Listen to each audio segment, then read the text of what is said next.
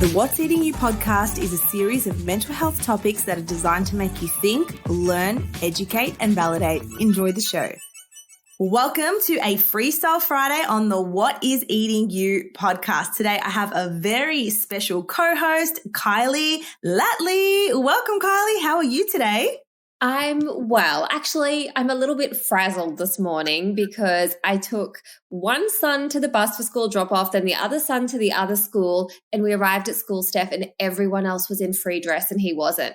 So I had to race him home quickly. Well, I had to make the decision.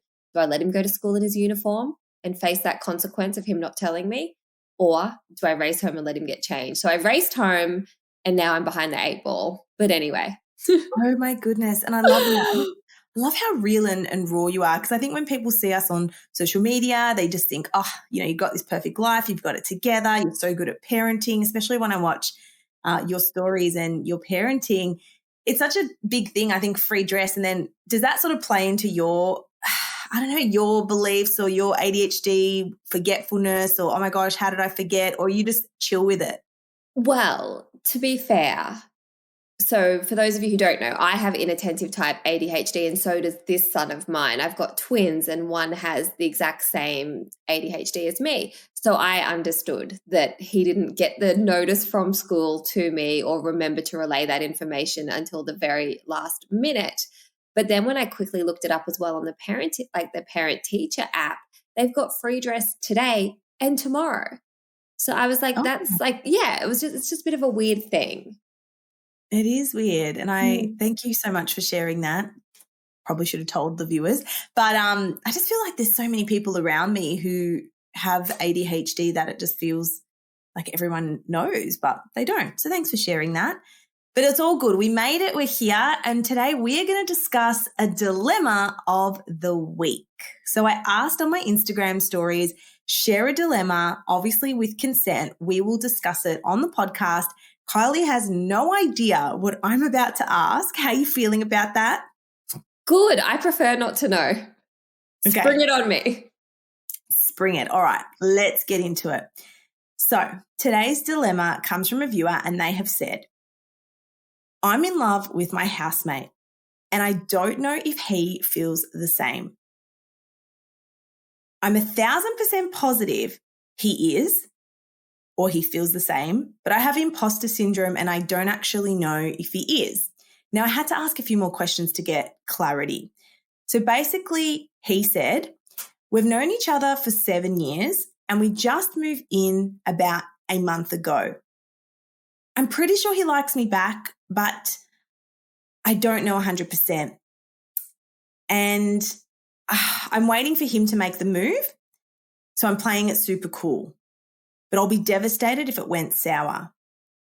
And I said, well, why don't you make the move? I was just asking. And he said, I just want to wait till he makes the move. I'll be so upset if I made a move and was wrong all along. That is the dilemma.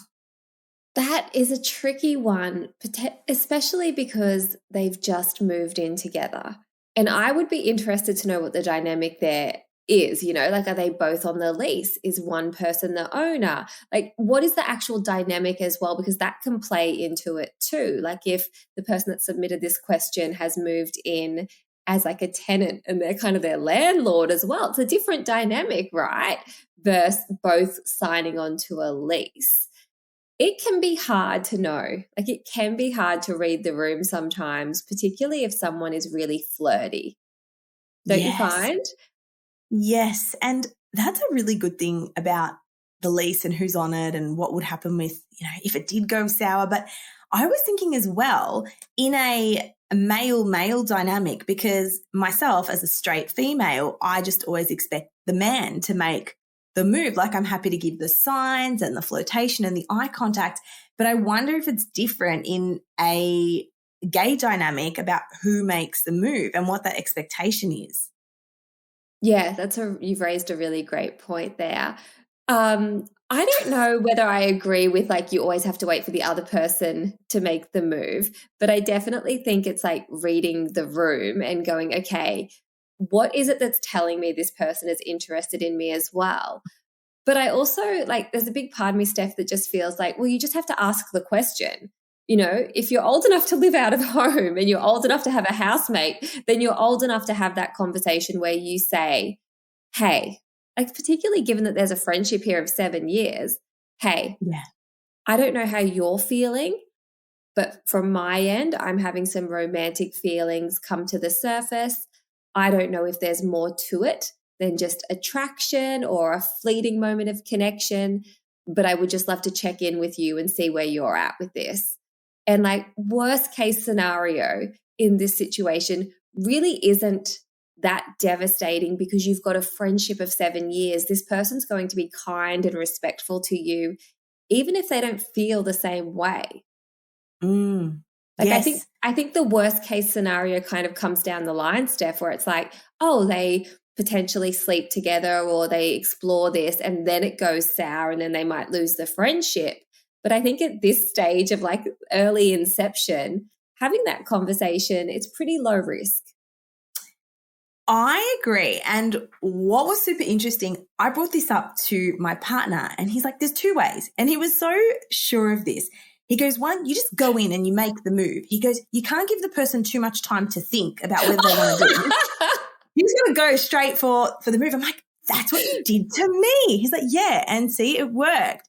He said, or, and this was what you said, you sit down and you just say straight out, hey, listen, I like you. I'm not sure if you feel the same way. If you don't, that's absolutely okay. But I just want to put it on the table here and see where your head is at. Yeah. And the other thing is, do you need to know right now? Like, could it be a situation where you allow it to be a slow burn and you just see what transpires? Like that's how you're feeling right now. Give it a week of living together. Give it 2 weeks. Give it 3 weeks. Just wait and see what happens along the way. You might develop more of a sense of intimacy like that naturally occurs when you're living with someone. And those things might just come to the surface naturally. And you might find yourself in a position in a few weeks where you're not guessing, does this person like me or do they not like me? Because it's become more apparent. Like, don't put so much pressure on having to know right now, today, and having to make a decision right this moment. I feel the opposite. Yes, I don't like moving slow. I think, yes, once you know you're in an exclusive dynamic, that's fine. But I'm of the opinion life is short. Do they like you? Get it out the way. Find out now, especially as a woman with a ticking biological clock, like you have those needs. But perhaps with males, it might be a little bit different. But this person sounds pretty confident that the other guy feels the same way. So I'm just curious, maybe he should make the move. Well, what does make the move even mean? Like, you're not going to jump on someone, or maybe you will, but like making the move to me it's asking someone, do you want to go on a date? It's holding eye contact a little bit longer. Like, I love that your partner, bless him, was like, you just make the move and you do not give them a chance. But that brings up all sorts of consent issues. Yeah, I'm pretty sure that's like not okay unless they're consenting. I know that's not what he meant. What he meant was like, just shoot your shot. But like, what does make the move mean to your listener, to your viewer? Yes. And what exactly? He's waiting for the other guy to make the move. What would that move be? Is it saying I like you? Is it physically making a move, going in for the pash? Is it a date? What does that move actually look like? Yeah. How will you know? There's an interesting quote that I remember hearing, and I've heard it several times now, and it goes along the lines of, if someone likes you, you will know, and if you're confused, then they don't necessarily like you. So I don't know, for some reason that kind of pops into my mind. I think that if you're confused and you're not sure if someone likes you, there's nothing wrong with giving it a little bit more time to then see if that changes and things become a little bit clearer, or just doing what I would say is the grown-up thing and putting it out there. Yeah, and the vulnerable thing. And it is scary to be vulnerable.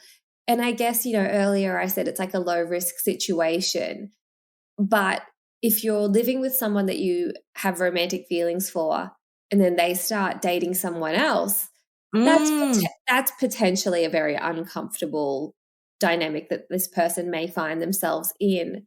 So maybe I'm going to go back on my advice to just let it play out and say, explore it now so that it doesn't snowball and get bigger and bigger and bigger and then go down this other path of you developing stronger feelings. Maybe it is better to know sooner. Yes, because what if the other person doesn't know you like them and they're pursuing other romantic situations? How are you going to feel if they're like, well, I didn't know you liked me, so I went on other dates with other people? But do we really think, Steph, that people, and I don't know how old this person is, but do we really think that adults can't tell if someone likes them? In this day and age, it can be confusing, but I think do you know what it is? I think people may deny themselves, or they may, like this person said, I've got imposter syndrome. Not too sure what he means by that. Maybe thinking he's not good enough, or maybe he's not sure about it. What do you think? Do you think we know if someone likes us? I can't think of a time where I've been unsure if I'm spending time with someone. For me, it's of the opposite sex. Like if I've been spending time with a male, I don't know if I've ever felt like, oh, I'm unsure whether this person is romantically interested in me. I think that you can read the room. But that's just my personal experience. And I guess it could be different if the person is naturally quite flirtatious and, holds eye contact with I'm sure it can be tricky to know. But yeah, I just don't know if I've had that experience where I'm really like, oh, do they like me? Do they not like me? See, I think when I'm in that dynamic, they like me, but I don't know if they like me romantically, because when I first met my partner, we met in a type of business coaching setting, and our conversations were very like about business and thoughts and beliefs and families. And then I thought I was going into the coach zone. You know, people go into the friend zone. I thought I was going into like the personal coaching zone. And sometimes when I've met people and they've shown an interest, it's maybe a business interest, or I'm going to learn heaps from this girl. Like, I'm not interested romantically, but let's be friends because I'm really interested in how you run your business. I'm not sure if that's ever happened to you, but sometimes I do question, is it romantic, or are you wanting something other than that? Yeah, and I guess it really does depend on personality as well, and everyone's lived experience. If someone has been really hurt from being shut down, they might be naturally more withdrawn and less likely to kind of give away those cues so freely, whereas someone who perhaps doesn't have that particular set of fears might be really obvious. Yes, 100%.